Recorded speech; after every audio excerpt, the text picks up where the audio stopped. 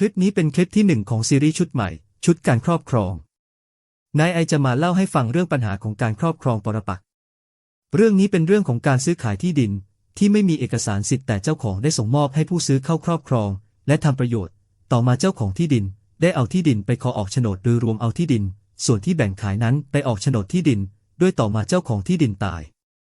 เลยเกิดเรื่องขึ้นแล้วผลสุดท้ายจะเป็นอย่างไรคำเตือนคลิปวิดีโอชุดนี้นายไอต้องการเผยแพร่ความรู้ทางกฎหมายในชีวิตประจำวันของประชาชนโดยนำคำพิพากษาของศาลฎีกามายกเป็นตัวอย่างให้ตัวละครสมมุติเป็นตัวเดินเรื่องไปตามข้อเท็จจริงตามคำพิพากษาและผลที่เกิดขึ้นแล้วจึงสรุปข้อเท็จจริงของแต่ละฝ่ายและคำพิพากษาของศาลฎีกาโดยย่อที่ได้มีการเผยแพร่ข้อเท็จจริงที่นำมาเผยแพร่ในคลิปวิดีโอชุดนี้อาจแตกต่างไปจากข้อเท็จจริงของแต่ละท่านของแต่ละกรณี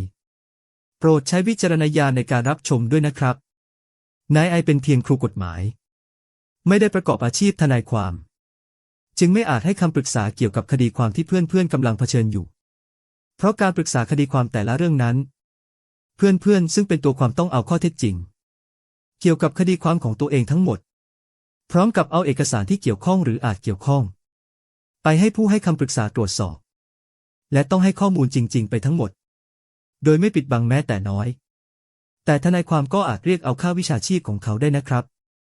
หากมีปัญหาข้อกฎหมายและต้องการความช่วยเหลือทางคดีนายไอขอแนะนำว่าควรปรึกษาปัญหาทางคดีกับทนายความที่เพื่อนๆรู้จักหรือขอคำแนะนำจากสภาทนายความในจังหวัดของเพื่อนๆซึ่งสภาทนายความจะจัดทนายความอาสาประจำไว้ทุกศาลและนายไอขอแนะนำว่าสำนักงานอัยการสูงสุดได้จัดให้มีพนักงานอัยการเพื่อให้ความช่วยเหลืออยู่แล้วเรียกว่าพนักงานอัยการคุ้มครองสิทธิและช่วยเหลือประชาชนทางกฎหมาย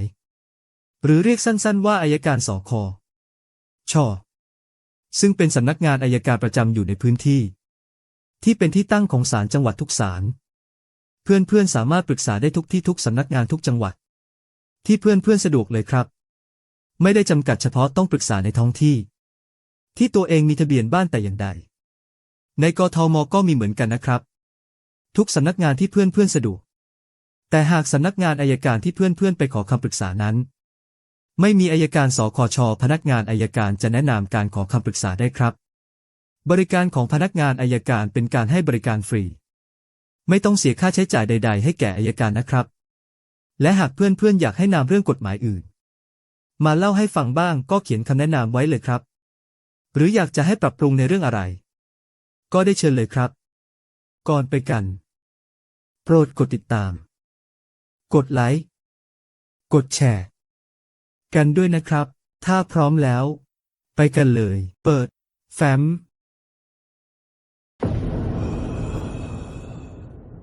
เรื่องมีอยู่ว่าเหตุการณ์ตามเรื่องเกิดขึ้นในชนบทแห่งหนึ่งนางอวนและครอบครัวมีที่ดินอยู่1 แปลงเนื้อที่ประมาณ25 ไร่ใช้ประกอบอาชีพทำนาที่ดินผืนดังกล่าวเป็นที่ดินมือเปล่าคือที่ดินที่ไม่มีเอกสารสิทธิ์อะไรเลยตามกฎหมายที่ดินเพียงแต่นางอวนและครอบครัวได้ครอบครองและใช้ประโยชน์เพื่อทำนามานานแล้วนางอวนมีบุตร1 คนชื่อนายสมศักดิ์และนายสมศักดิ์ได้แต่งงานแล้วกับนางสมพรในปีพุทธศักราช 2535 ขณะที่นายสมศักดิ์ยังเป็นเด็กอยู่นางอวนและสามีซึ่งมีอายุมากแล้วเห็นว่าทำนาเต็มพื้นที่25 ไร่ไม่ไหวจึงได้แบ่งขายที่ดินบางส่วนจำนวน10 ไร่ให้แก่นายสมชายโดยตกลงขายในราคา 50,000 บาทแต่ด้วยความที่เป็นเพื่อนบ้านกันนางอวนและครอบครัวจึงได้แบ่งพื้นที่ที่ขายให้แก่นายสมชายทางด้านทิศตะวันตกของพื้นที่ทั้งหมดแล้วบอกว่านายสมชายจะชำระค่าที่ดินที่แบ่งขายให้นั้นในวันหลังก็ได้นางอวนกับครอบครัวและนายสมชายจึงไปช่วยกันกำหนดแนวเขตที่ดินและทำแนวเขตที่ดินของแต่ละฝ่ายให้ชัดเจนแล้วนางอวนบอกให้นายสมชายเข้าใช้ประโยชน์ในพื้นที่ที่แบ่งแนวเขตได้เลยนายสมชายจึงได้เข้าทำนาในพื้นที่ที่นางอวนแบ่งขายให้ตั้งแต่วันนั้น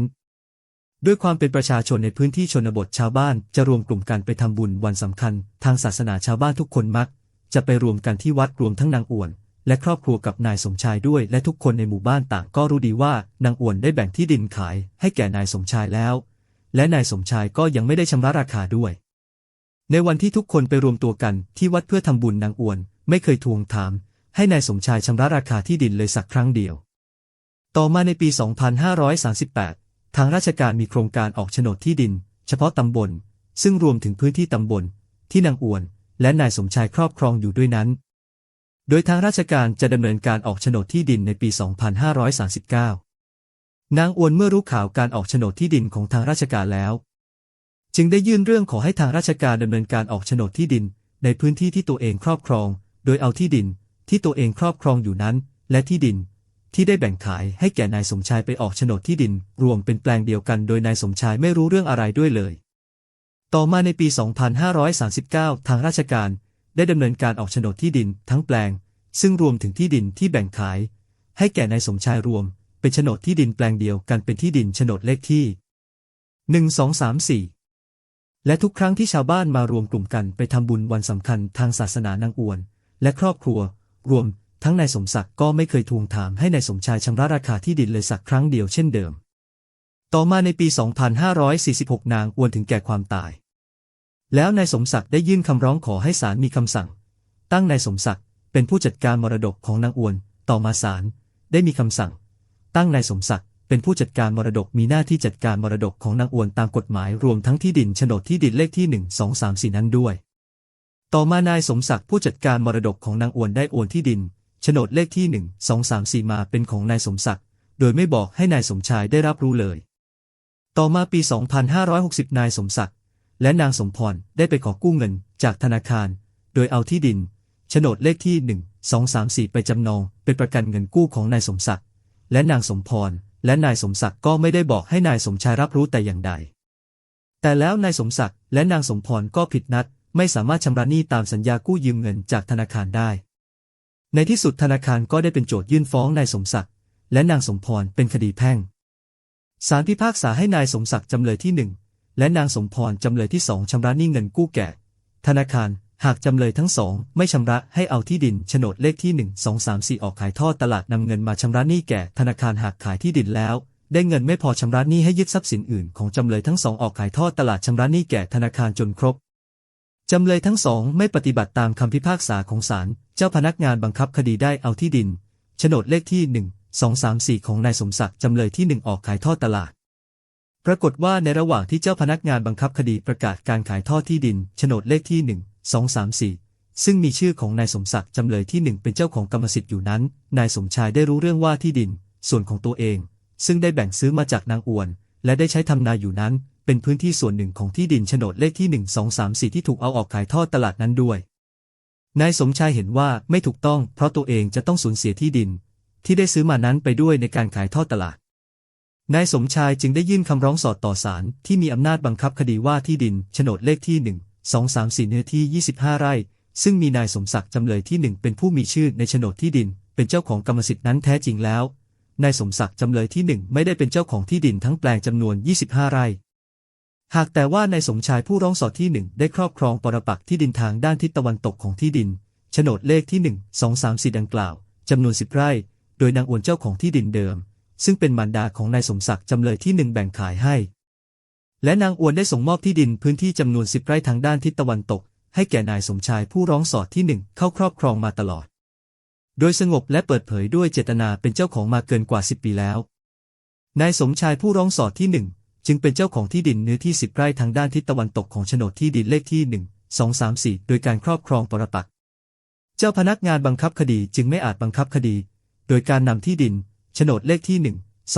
1234 ทั้งแปลงออกขายทอดตลาดได้เพราะที่ดินเนื้อที่ 10 ไร่ด้านทิศตะวันตกเป็นของผู้ร้องสอดที่ 1ไม่ใช่เป็นของนายสมศักดิ์จำเลยที่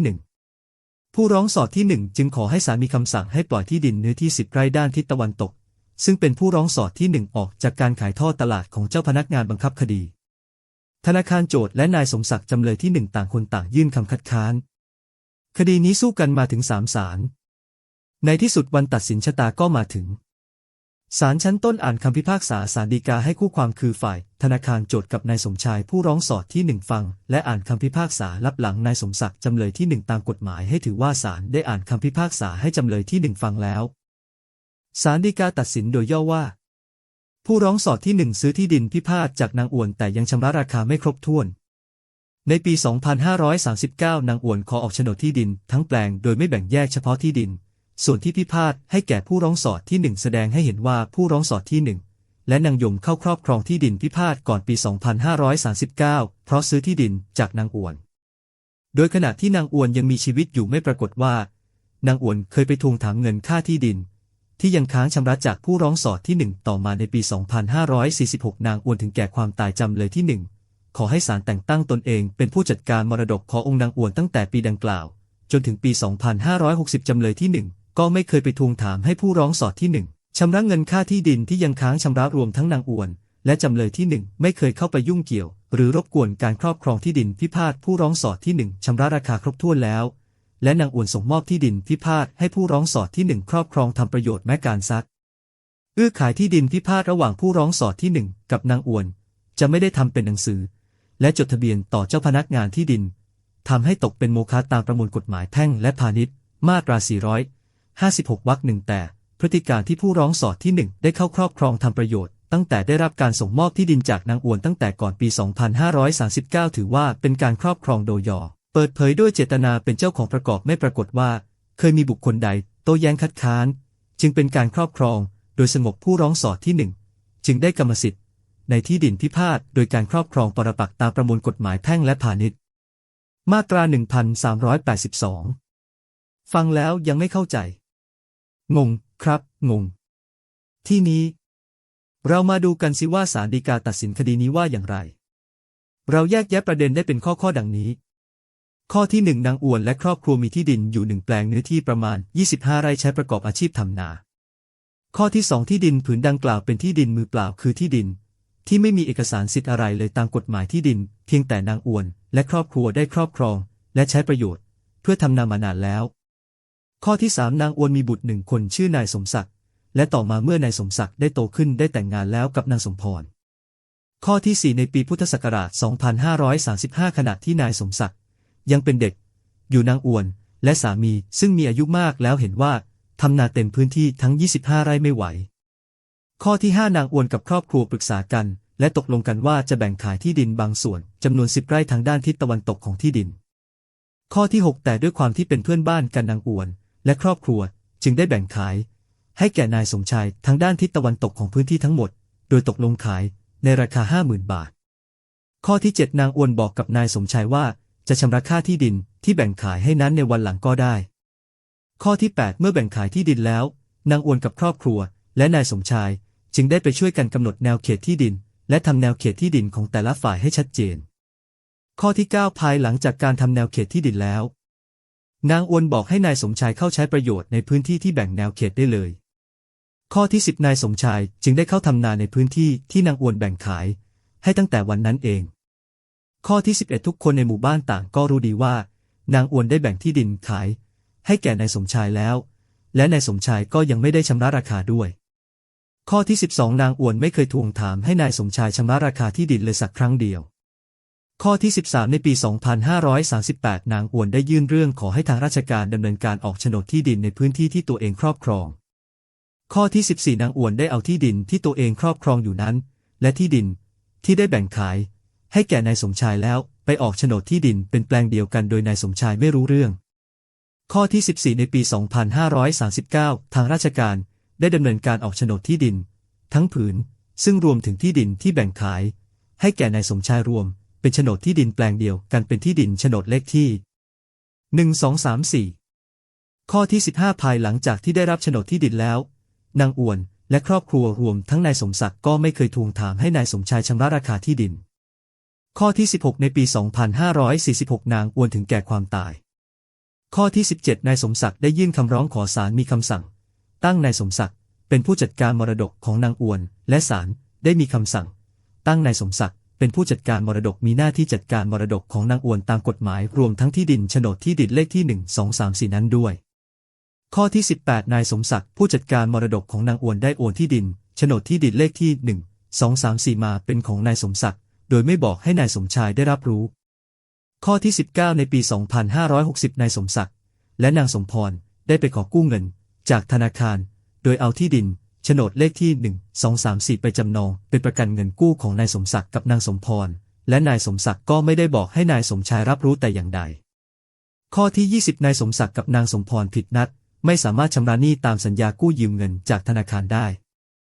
ข้อที่ 21 ธนาคารได้เป็นโจทยื่นฟ้องนายสมศักดิ์กับนางสมพรเป็นคดีแพ่งข้อที่ 22 ศาลพิพากษาให้นายสมศักดิ์จำเลยที่ 1และนางสมพรจำเลยที่ 2ชำระหนี้เงินกู้แก่ธนาคารข้อที่ 23 ศาลพิพากษาด้วยว่าหากจำเลยทั้งสองไม่ชำระหนี้ตามที่ธนาคารโจทฟ้องให้เอาที่ดินโฉนดเลขที่ 1 2 3 4ออกขายทอดตลาดนำเงินมาชำระหนี้แก่ธนาคารหากขายที่ดินแล้วได้เงินไม่พอชำระหนี้ให้ยึดทรัพย์สินอื่นของจำเลยทั้งสองออกขายทอดตลาดชำระหนี้แก่ธนาคารโจทจนครบข้อที่ 24 จำเลยทั้งสองไม่ปฏิบัติตามคำพิพากษาของศาลเจ้าพนักงานบังคับคดีจึงได้เอาที่ดินโฉนดเลขที่ 1 2 3 4ของนายสมศักดิ์จำเลยที่ 1ออกขายทอดตลาดตามคำพิพากษาของศาลชั้นต้นข้อที่ 25 ในระหว่างที่เจ้าพนักงานบังคับคดีประกาศการขายทอดที่ดินโฉนดเลขที่ 1 2 3 4ซึ่งมีชื่อของนายสมศักดิ์จำเลยที่ 1เป็นเจ้าของกรรมสิทธิ์อยู่นั้นนายสมชายได้รู้เรื่องว่าที่ดินของตัวเองซึ่งได้แบ่งซื้อมาจากนางอวนและได้ใช้ทำนาอยู่นั้นเป็นพื้นที่ส่วนหนึ่งของที่ดินโฉนดเลขที่ 1 2 3 4ข้อที่ 26 นายสมชายจึงได้ยื่นคำร้องต่อศาลที่มีอำนาจบังคับคดีว่าที่ดินโฉนดเลขที่ 1 2 3 4เนื้อที่25ไร่ซึ่งมีนายสมศักดิ์จำเลยที่ 1เป็นผู้มีชื่อในโฉนดที่ดินเป็นเจ้าของกรรมสิทธิ์นั้นแท้จริงแล้วนายสมศักดิ์จำเลยที่ 1ไม่ได้เป็นเจ้าของที่ดินทั้งแปลงจำนวน25ไร่ข้อที่ 26 นายสมชายผู้ร้องสอดที่ 1บอกต่อศาลว่าตัวเองได้ครอบครองปรปักษ์ที่ดินทางด้านทิศตะวันตกของที่ดินโฉนดเลขที่ 1 2 3 4ดังกล่าวจำนวน10ไร่โดยยนางอวนเจ้าของที่ดินเดิมซึ่งเป็นมารดาของนายสมศักดิ์จำเลยที่ 1ได้แบ่งขายและได้ส่งมอบที่ดินพื้นที่จำนวน10ไร่ทางด้านทิศตะวันตกให้แก่นายสมชายผู้ร้องสอดที่ 1แล้วและนายสมชายผู้ร้องสอดที่ 1ได้เข้าครอบครองที่ดินเนื้อที่10ไร่ด้านทิศตะวันตกของที่ดินโฉนดเลขที่ 1 2 3 4ที่นางอวนได้แบ่งแยกและส่งมอบให้ครอบครองแล้วมาตลอดโดยสงบและเปิดเผยด้วยเจตนาเป็นเจ้าของมาเกินกว่า10ปีแล้วนายสมชายผู้ร้องสอดที่ 1จึงเป็นเจ้าของที่ดินเนื้อที่10ไร่ทางด้านทิศตะวันตกของโฉนดที่ดินเลขที่ 1 2 3 4โดยการครอบครองปรปักษ์ข้อที่ 29 นายสมชายผู้ร้องสอดที่ 1ร้องต่อศาลอีกว่าเจ้าพนักงานบังคับคดีไม่อาจบังคับคดีโดยการนำที่ดินโฉนดที่ดินเลขที่ 1 2 3 4ทั้งแปลงออกขายทอดตลาดได้เพราะที่ดินเนื้อที่10ไร่ด้านทิศตะวันเป็นของผู้ร้องสอดที่ 1ไม่ใช่เป็นของนายสมศักดิ์จำเลยที่ 1ข้อที่ 29 ผู้ร้องสอดที่ 1จึงขอให้ศาลมีคำสั่งให้ปล่อยที่ดินเนื้อที่10ไร่ด้านทิศตะวันตกซึ่งเป็นผู้ร้องสอดที่ 1ออกจากการขายทอดตลาดของเจ้าพนักงานบังคับคดีนายไอขออธิบายการครอบครองปรปักษ์ก่อนนะครับประมวลกฎหมายแพ่งและพาณิชย์มาตรา 1367 บัญญัติว่าบุคคลใดยึดถือทรัพย์สินโดยเจตนาจะยึดถือเพื่อตนท่านว่าบุคคลนั้นได้ซึ่งสิทธิที่ครอบครองการที่นายสมชายผู้ร้องสอดที่ 1ได้เข้าครอบครองทำประโยชน์ตั้งแต่ได้รับการส่งมอบที่ดินจากนางอวนตามกฎหมายจึงถือว่านายสมชายผู้ร้องสอดที่ 1ได้ซึ่งสิทธิที่ครอบครองแล้วนั้นหมายความว่ายังไงตามประมวลกฎหมายแพ่งและพาณิชย์มาตรา 1382 บัญญัติว่าบุคคลใดครอบครองทรัพย์สินของผู้อื่นไว้โดยความสงบและโดยเปิดเผยด้วยเจตนาเป็นเจ้าของถ้าเป็นอสังหาริมทรัพย์ได้ครอบครองติดต่อกันเป็นเวลา10ปีถ้าเป็นสังหาริมทรัพย์ได้ครอบครองติดต่อกันเป็นเวลา5ปีใส่ท่านว่าบุคคลนั้นได้กรรมสิทธิ์กฎหมายมาตรานี้ได้กำหนดเงื่อนไขไว้ว่าเงื่อนไขที่ 1บุคคลใดก็หมายถึงใครก็ได้จะเป็นบุคคลธรรมดาหรือนิติบุคคลก็ได้ทั้งนั้นเงื่อนไขที่ 2ครอบครองทรัพย์สินของผู้อื่นคำว่าทรัพย์สินน่าจะเข้าใจได้ไม่ยากแต่นายไอจะมาเล่าเรื่องของทรัพย์สินไว้โดยเฉพาะเป็นคลิปต่างหากเลยนะครับทีนี้คำว่าทรัพย์สินของผู้อื่นนั้นต้องเป็นทรัพย์สินของคนอื่นจริงๆไม่ใช่ว่าเป็นของตัวเองด้วยหรือเป็นการครอบครองแทนคนอื่นด้วยนะและที่สำคัญทรัพย์สินของผู้อื่นนั้นต้องเป็นทรัพย์สินที่มีกรรมสิทธิ์เท่านั้นเท่าที่นายไอรับรู้มาทั้งทรัพย์สินที่มีปัญหาเกือบทั้งหมดจะเป็นที่ดินและอาจจะมีสิ่งปลูกสร้างบ้างเล็กน้อยซึ่งสิ่งปลูกสร้างจะเป็นปัญหาน้อยมากๆแล้วที่ดินที่มีกรรมสิทธิ์จะมีได้แต่เฉพาะที่ดิน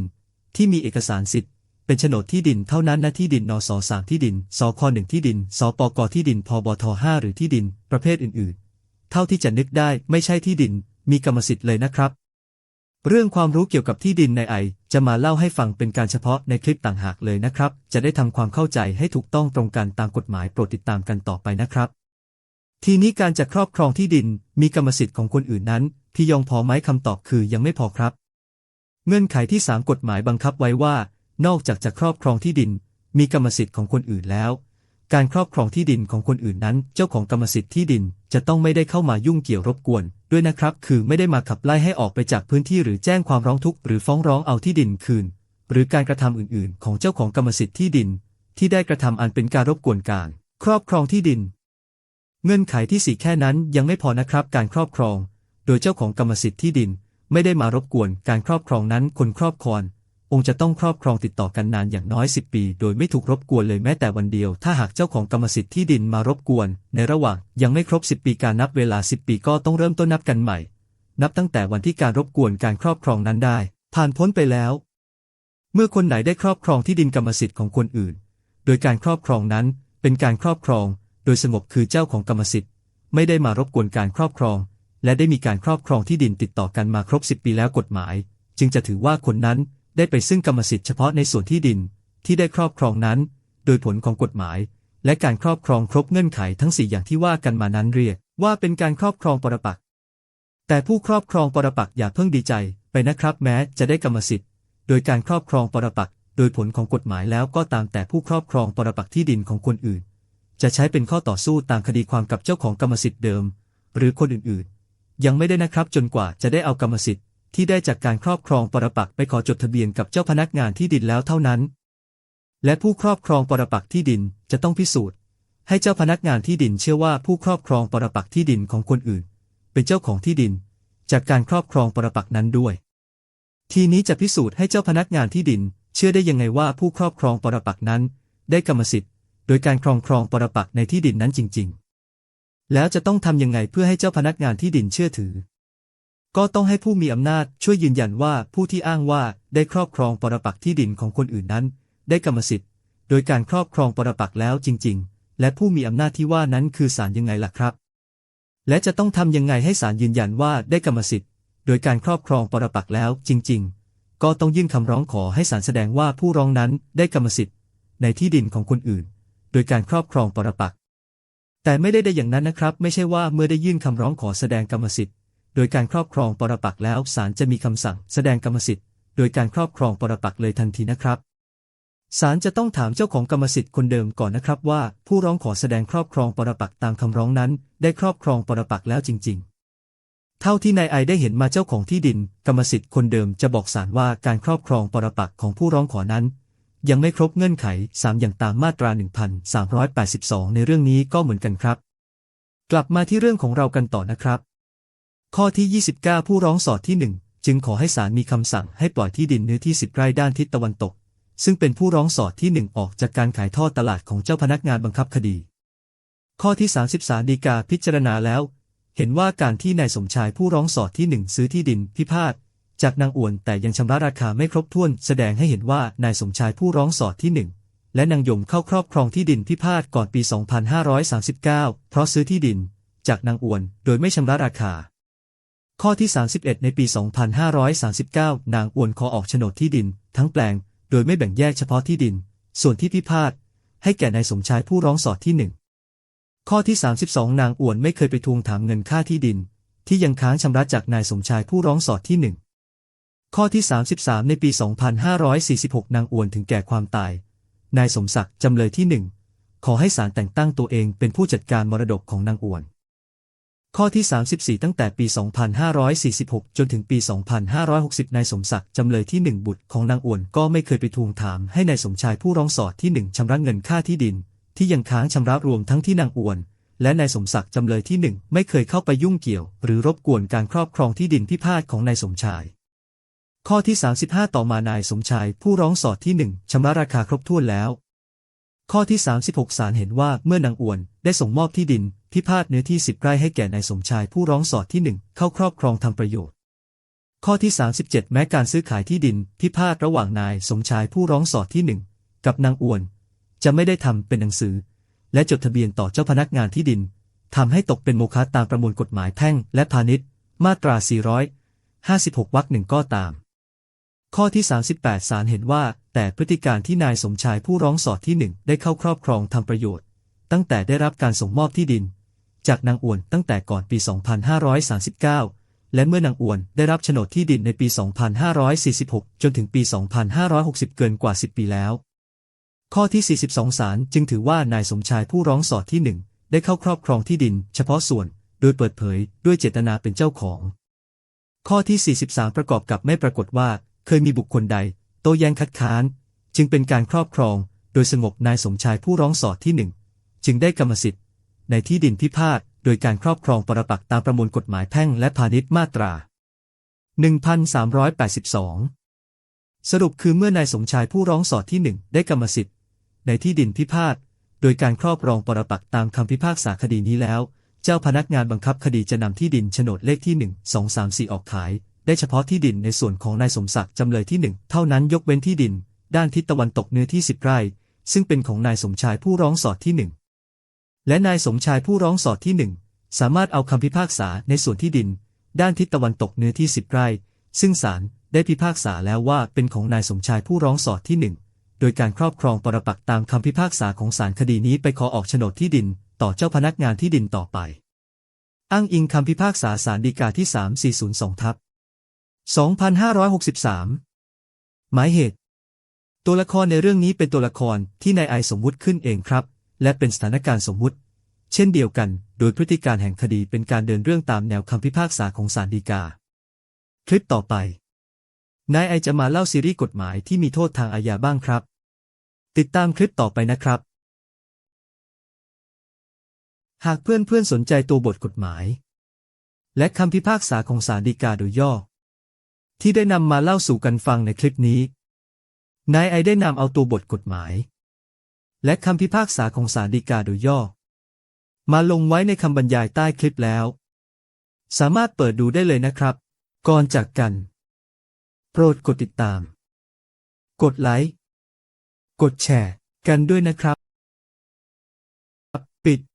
แฟ้ม